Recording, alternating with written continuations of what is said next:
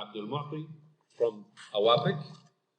Engineer Wael is a hydrogen gas markets expert and the Organization of Arab Petroleum Exporting Countries, AWAPEC, with 20 years experience in the field with multiple studies in the subject matter.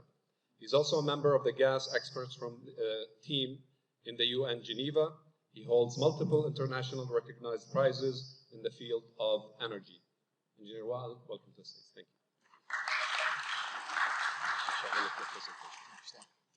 Good morning, everyone. First of all, allow me to thank Dr. Mohammed Shawaf and the College of Life Science for their kind invitation to my organization, AWAPEC, to share our insights about hydrogen and how we see the potential of hydrogen in the GCC region or MENA region in general.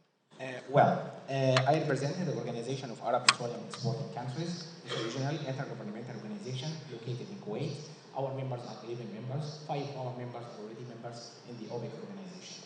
Our, like any other organization, is interested to increase the awareness about, let's say, the petroleum industry and now the energy industry as a whole, and also to defend the interests of its members. My presentation will be divided in 4 parts. In the first part, I will speak about the current policies and targets in the GCC region regarding the hydrogen.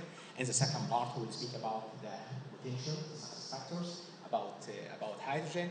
And the last 2 parts, we will speak about what are the announced projects in the GCC regions and what are the potential cooperation assets between the Arab region and the Netherlands.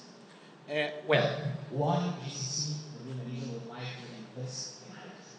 But before answering this question, I would like to share with you this photo, which is the first commercial LNG cargo loaded from Algeria in 1964, or 60 years now. This was the beginning of the international trade of LNG. Now, the Arab countries of MENA regions represent about 30% of the global LNG trade. Based on this history, many GCC countries, or Arab countries, would like to invest in hydrogen from 2 perspectives. First one, in order to play a role in the global trade of hydrogen, since our customers or our clients would like to import hydrogen, and second, in order to meet some decarbonization targets in line with the state-owned companies' targets in the GCC region. I will not speak about the color of hydrogen. All of us we know the gray hydrogen, the blue hydrogen, the green hydrogen, the turquoise hydrogen, as the first concept. But this color coding sometimes is not the perfect way to describe the emissions of hydrogen. That's why we have already adopted this coding in the United Nations in Geneva. We are using what we call the low carbon or low emission hydrogen. It depends on how CO2 is emitted during the production of hydrogen. So we can consider hydrogen as a low carbon hydrogen if it produces less than 2.4 kilogram per kilogram of hydrogen produced. So if you can, for example, produce 0 kilogram of hydrogen, like the case of green hydrogen, which is used or produced from the electrolysis of water, this is clean hydrogen, low carbon hydrogen. The same for blue hydrogen, which is produced from the natural gas with CCS in order to capture the CO2 emissions. Just for a comparison, we can see here, for coal, if you produce hydrogen from coal, you expect to have 19 kilograms of CO2 emissions per every kilogram of hydrogen produced. Like the case of natural gas, this amount will be reduced to 11 kilograms. If we apply the CCS technology, this will be reduced to be 1 kilogram of CO2 per kilogram of hydrogen. And in case, of course, of renewables, we don't expect to have any CO2 emissions. Well, what are the current targets here in the GCC region regarding hydrogen? Many GCC regions like Oman, Emirates, Kingdom of Saudi Arabia has published or announced their targets to play a role in the hydrogen sector. For example, in Oman would like to increase its hydrogen production from 1.25 million tons of hydrogen by 2030 up to 8 million tons of clean hydrogen by 2050. KSA also would like to play a role in the blue hydrogen and the blue ammonia and would like to be the largest producers of ammonia by 2030. And also, United Arab Emirates would like to be one of the top 10 hydrogen producers by 2031. Well, if we look to the policy, from the policy perspectives, we have now 2 countries with national hydrogen strategy. The first one was Oman, which announced its hydrogen national strategy in November 2022. United Arab Emirates also has published its hydrogen roadmap and is currently evolving its national hydrogen strategy. We have also Saudi Arabia. The hydrogen roadmap is underway. Other countries like Kuwait, Bahrain, and Qatar, they show some interest to invest in hydrogen, but not yet we have like a hydrogen roadmap or hydrogen strategy. Well, why we can invest in hydrogen and what are the success factors do we have here in the GCC region? Of course, we have proximity to the potential demand centers in Asia and Europe. We have a strong financial position in the market.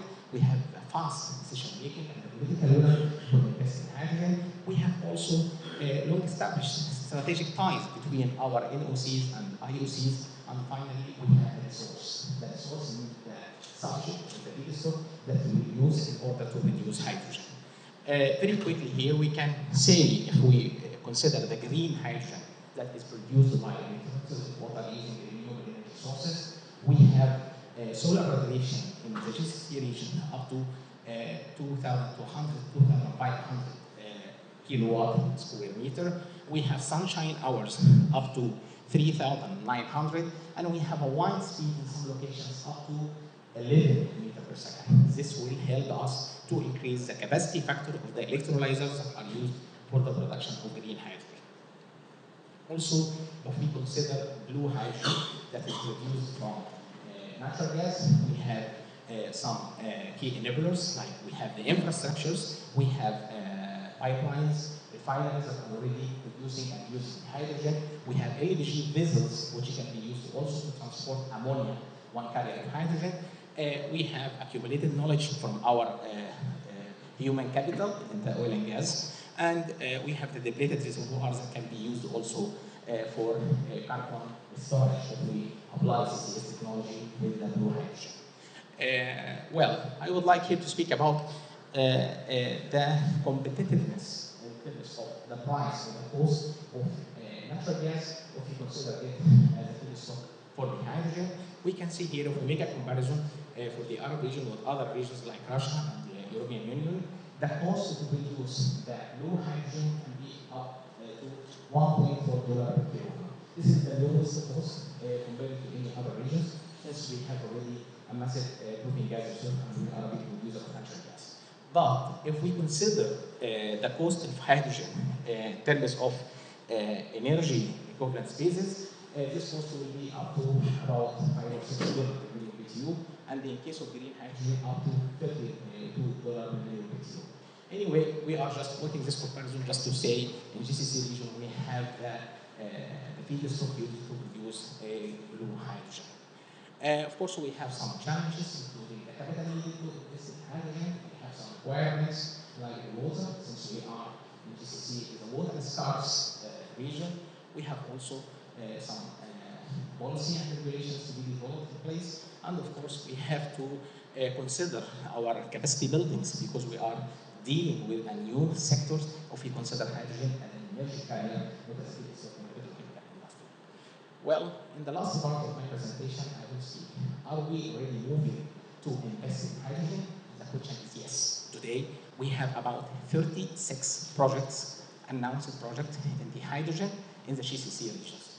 They cover everything in the value chain of hydrogen. We consider the blue hydrogen, the green hydrogen. We have up to 30 projects. We have also some projects to use hydrogen in the transport sector.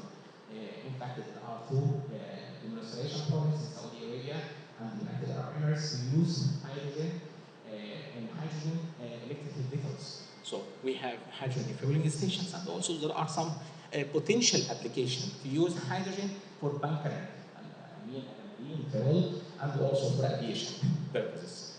If we look to the country level, we will see here that Oman is #1 now in terms of the number of announced hydrogen in the GCC regions, followed by United Arab Emirates, KSA, and finally Qatar, which have one mega project regarding the production of blue ammonia.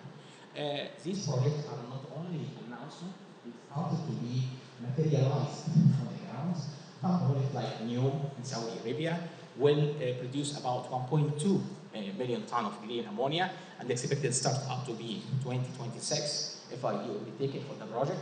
Another project in Oman, like green hydrogen or green ammonia in Dhaka, which will have two phases, expected also to start up in the coming years. For the blue hydrogen, we have the largest ammonia production, blue ammonia production in Qatar, which will produce up to 1.2 million ton of ammonia and expected to start up into 2026. And we have Ta'ziz blue ammonia project in United Arab Emirates. And finally, we have also Al Jubail blue ammonia project, which will produce up to 1,530 kiloton of blue ammonia.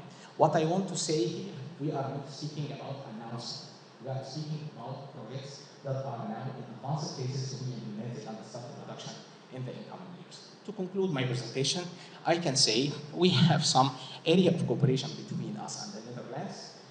Already two MOUs have already signed between the Netherlands and Saudi Arabia and United Arab Emirates between 2022, 2023. Some potential area for cooperation include we can set up together export, import corridor.